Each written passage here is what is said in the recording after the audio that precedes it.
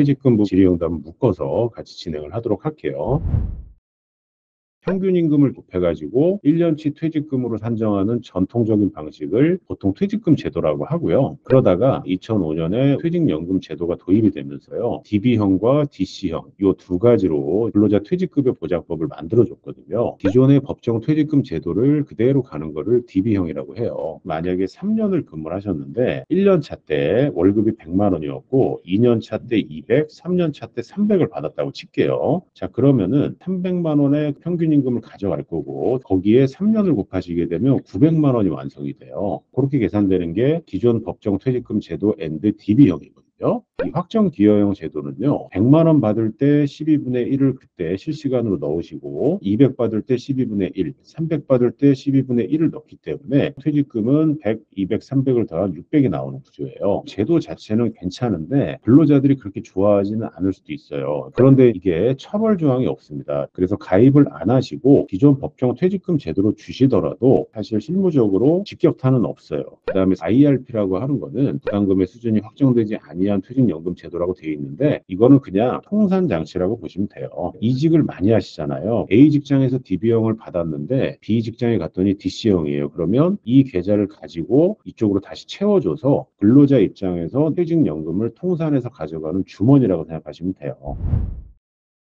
퇴직금을 월별로 쪼개서 주는 경우가 아직도 있습니다. 이게 퇴직금 분할 약정이라고 얘기를 하거든요. 한때는 노동부에서도 인정해 준 적이 있었어요. 하지만 2010년 이후부터는요, 대법원에서 다 불법이라고 얘기를 하고 있어요. 근데 민사적으로는 따져봐야 되는 거거든요. 예를 들어서 월급을 130만 원을 줘요. 근데 기본급은 120으로 만들어 놓고 10만 원은 퇴직금이라고 해서 칼 계산을 해놨어요. 이분이 나가서 퇴직금 분할 약정 불법이니까 다시 퇴직금을 청구를 하는 거예요. 자, 이랬을 때 문제는 내가 준 10만 원은 왜 갖고 갔습니까? 라고 하는 거고 다시 돌려달라 이거예요. 반환을 해야 된다라는 게 지금 현재 대법원의 입장이긴 해요. 신고를 했을 때 처벌은 받을 수 있다라는 거는 어쩔 수가 없어요. 만약에 분할 약정을 하게 되면 이렇게 부당이득으로 청구하겠다라는 확인서 정도는 받으시고 하시라는 거예요. 다음 사례를 보시게 되면은 평균 임금을 고려하지 않은 채 퇴직금 명목에 금원을 막 포함시켰다. 똑같은 사건인데 여기는 부당이득으로 반환하라고 돼 있고 요거는 반환할 의무가 없다. 이렇게 나와 있어요. 내용을 잘 보시게 되면요. 퇴직금으로 지급되는 부분과 그렇지 아니한 부분을 명확히 구별해서 지급받았다고 단정하기 어렵다. 12분의 1 룰을 전혀 적용하지 않고 마음대로 한 거예요. 웬만하면 안 하시는 게 좋아요. 정말 어쩔 수 없다 그러면 요 판례를 인용해서 쓰시라는 거예요. 근데 이거는 노동청도 끌려가셔야 되고 이대로 간다라고 제 장담을 못 드려요.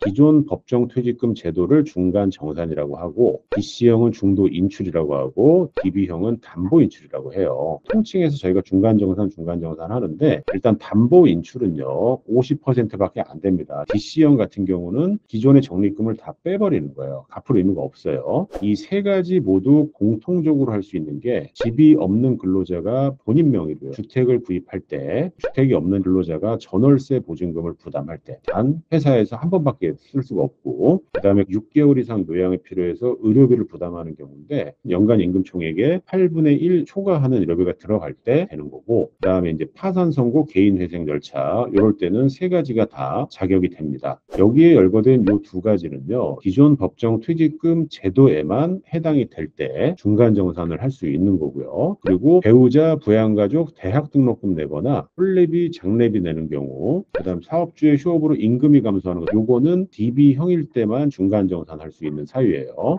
퇴직연금을 담보로 제공한 후 대출 원리금을 상환하기 위한 경우 이건 뭔 말이냐면 주택담보대출을 하러 갔는데 담보 잡을 거 뭐 있습니까? 라고 할 때 연금을 담보로 제공할 수 있어요. 재작년 4월부터 퇴직연금에 가입을 하지 않은 상태라고 하더라도 IRP 계좌를 만들어 오라고 그래서 그쪽으로 이관하는 형태로 바뀌었어요. 근데 이것도 벌칙 조항이 없어요. 없다 보니까 IRP로 주지 않았다 하더라도 퇴직금을 안 준 게 되거나 그런 건 아니에요. 하지만 원칙적으로 좀 따라가 주시는 게 좋겠죠. 자, 근데 예외가 퇴직금이 세전으로 300만 원 이하인 경우에는 IRP에 따르지 않아도 되긴 하거든요.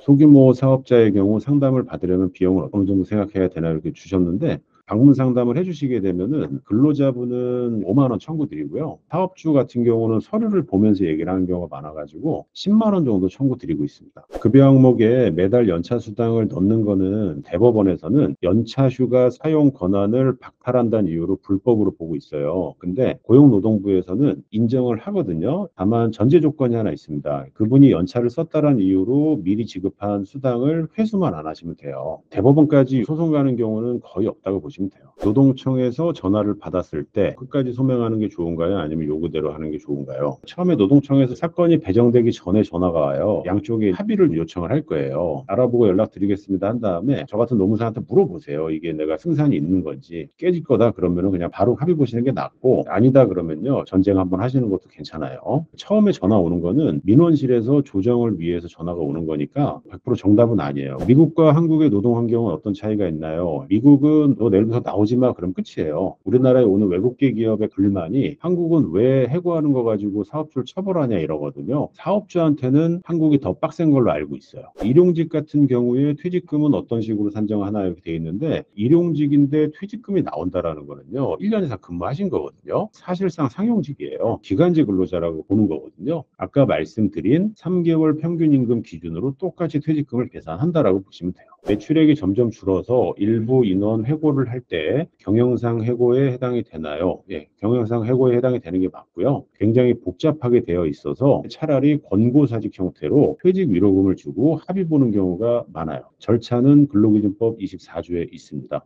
허가임금제 50시간 근무 시 40시간 외에 12시간 정해놓지 않고 일주일 내에 아무 때나 근로를 해도 되냐? 예, 요 연장 근로도 사전 동의를 하게 되면 총량 12시간 안에서는 업무 명령의 일환으로 일을 시키셔도 돼요. 갑자기 막 2시간 전에 얘기한다거나 이러지만 않으면요 상식적인 수준이고 충분히 회사에 사정이 있다라고 하게 되면 가능하세요. 일용직을 계약직으로 해서 1년이 되기 직전에 계약 만료를 하고 다시 재계약을 하는 경우에 퇴직금은요 단절이 없으면은 아무 의미가 없는 거고요. 단절이 있으면은 별개의 계약으로 보는데, 제가 노동청 가본 경험에 따르면 안전빵은 2달이에요. 2달 후에 들어오면은 대부분 인정을 해주는 분위기고요. 만약에 이분이 초단시간이에요. 매주 15시간 미만이라면 1년, 2년, 3년, 100년을 근무하셔도 법정 퇴직금은 발생하지 않아요. 고용지원금 부정수급은요 방법이 없어요. 22년부터 고용노동부가 부정수급 실업급여 관련해 가지고 별도의 수사과를 마련했어요. 부정수급이 명백하다라고 하게 되면 처벌을 최대한 낮추는 게 가장 핵심이기 때문에 이건 무조건 그냥 납작 엎드리는 수밖에 없어요. 계약 만료로 인한 고용 종료가 되는 것은 인위적인 감원이 아니에요. 계약 만료나 정년 퇴직은 상관없고요. 경영상 이유로 인한 권고사직이 가장 대표적인 인위적 감원이고, 청년지원금은 근로자 규칙 사유로 인한 공고사직해서 전혀 상관이 없어요. 진짜라면 용역계약 형태로 업무 의뢰를 하게 되면 근로계약서 명시하는 1, 2, 3, 4, 5 적용이 되는 거냐 이렇게 되어 있는데, 근로자가 아니기 때문에 근로계약서 당연히 안 쓰셔도 돼요. 근데 실질적으로는 근로자에 해당이 되는데 4대 보험이나 퇴직금 이런 거를 피하시기 위해서 용역계약의 형태로 둔갑시키는 건 안 되거든요. 일용직의 한 달은 일정 일수가 채워져야 한 달로 인정을 받나요? 아니면 하루라도 일했다면 한 달로 채워질 수 있는 건가요? 한 달이라고 하게 되면 계속 근로 월수가 계속 늘어나는 거잖아요. 개별적으로 보통 판단을 하는데, 제가 경험한 거에 따르면 예를 들어서 10달은 20일을 했고요. 마지막에 3달은 한 달에 하루씩만 하고 나갔어요. 그러면 통산하면 13개월인데 이럴 때는 꽉 채운 10개월 분에 대한 거를 비례 계산해 가지고 퇴직금을 주라고 합의하는 경우를 되게 많이 봤어요. 어쨌든 하루라도 계속 근로로 보는 건 맞아요. 권고사직 시 퇴직위로금에 정해진 금액 없어요. 2년치 주는 데도 있고 1년치 주는 데도 있고 한 푼도 안 주는 데도 있어요. 근데 통상적으로는 최빈값은 2달에서 3달 친 것 같아요. 왜냐하면 부당이고 구제 신청을 했을 때 판정받는 데까지 2-3달이 걸리거든요. 그래서 이기더라도 실익이 없게끔 만드는 기간이 2-3개월이에요. 노동위원회 분쟁 발생 시 노무사 선임은 필수인가요? 재판하고 똑같아가지고요. 필수는 아닌데, 근로자 사건이라고 가정을 하면 월급이 350만 원이 안 되는 경우는요 국선 노무사를 무료로 선임을 해주기 때문에 비용 부담 없이 하실 수 있고, 사업주라고 하게 되면은 필수는 아니지만 많이 맡기시는 편이고요. 육아휴직자 복직월 급여가 포함된 퇴직금 산정 시에 휴직기간 일수는 빼시는 게 맞고요. 임금 총액에서도 뺍니다. 육아휴직을 만약에 31일을 쓰셨다 그러면 분모도 91일에서 31일을 뺀 60일로 만들어 주시고 분자도